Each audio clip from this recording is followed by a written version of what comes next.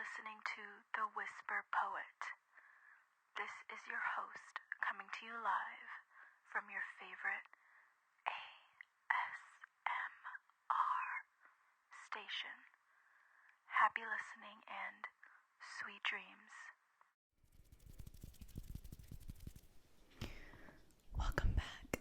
You are now listening to The Whisper Poet, your host, coming to you live from your favorite ASMR station.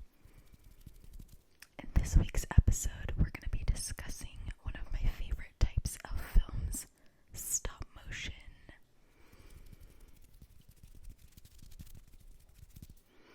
Also, just a couple of quick things.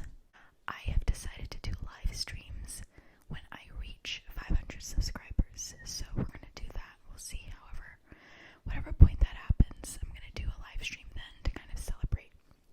Also, tune in to a special episode next week with a special guest.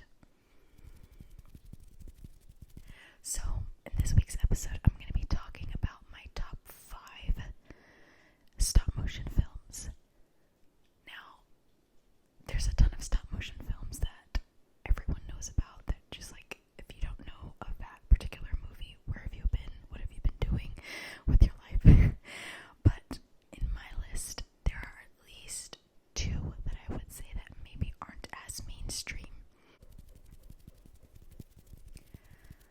Let's start with number 5 on my list.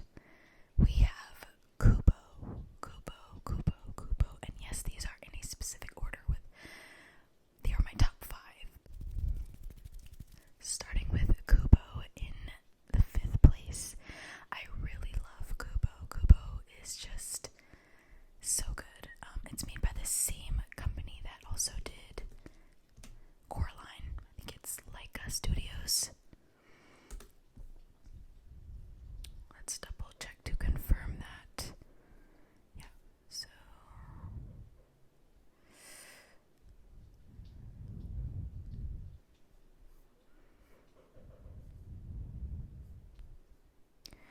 it's Leica Studios, and it was directed by Travis Knight, and apparently it was nominated for an Academy Award for Best Animated Feature Film, so that's awesome. I thoroughly enjoyed Kubo. I saw it in the theaters. I thought it was amazing. I hadn't seen such a good... The last time a stop motion film made me feel that way was probably Coraline, so yay. Let's look at the cast list.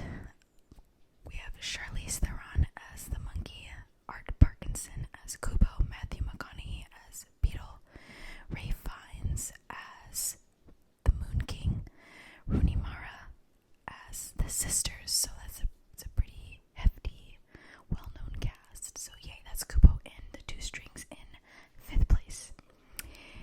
In 4th place, we have Anomalisa.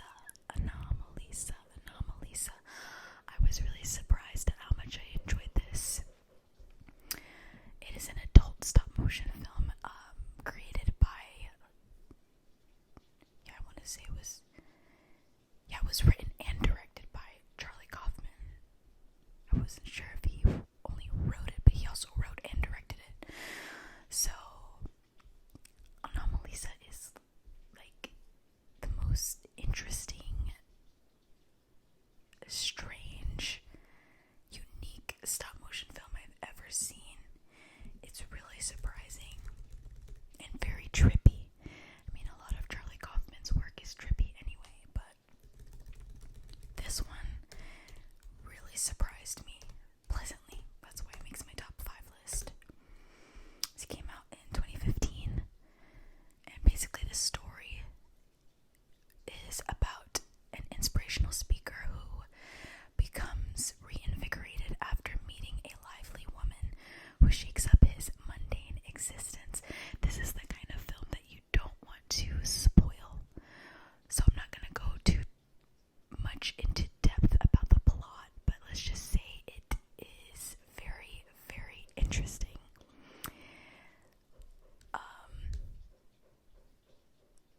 Yeah, that's all I'm going to say.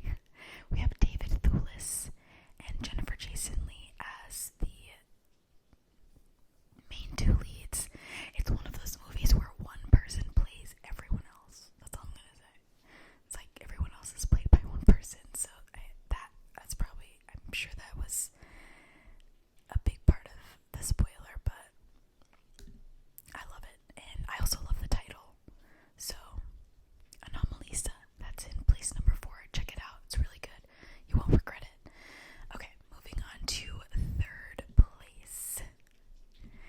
this was a really hard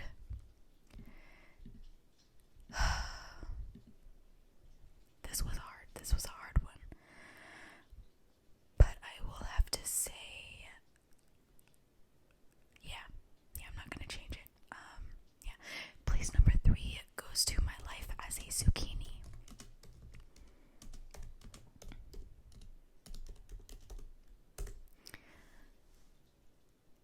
If you're not ready to at least tear up a little bit, I wouldn't suggest watching this. But it is very, very, it's endearing, it's sweet, it's sad, it's like, it's so good. Oh my gosh. Like it really touches your heart. And it's in French as well.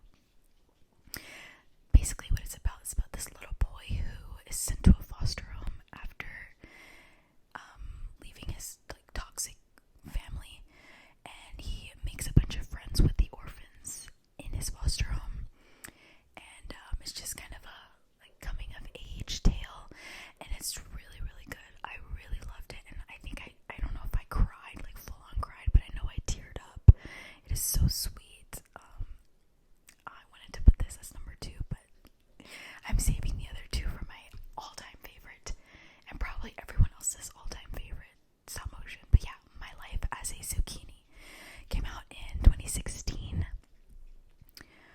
directed by Claude Barras. I'm not quite familiar with anything else that he has done, but he's a Swiss director and producer, and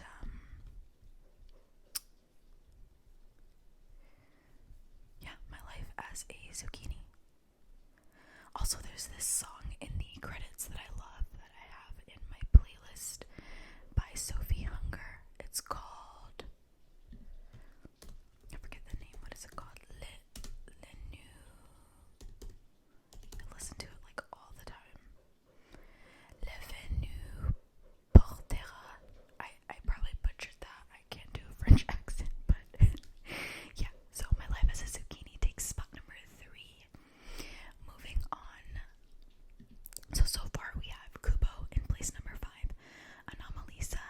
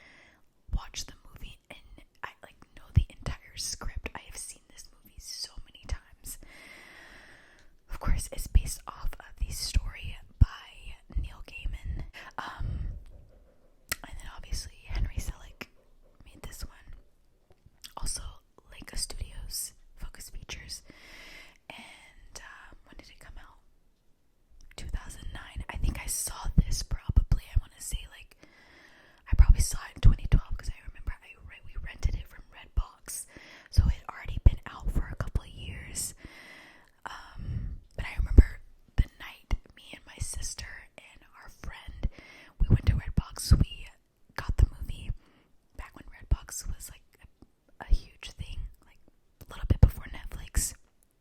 And we watched the movie. After the movie ended, we started it over. We watched it, and then after it ended the second time, we started it over and watched it again. We watched Coraline 3 times in one night, and like every day after that, we watched it again until we had to return the Redbox movie, return Coraline back to Redbox. And then eventually we finally got the actual DVD, and we were just obsessed with Coraline. Everything about it was just perfect.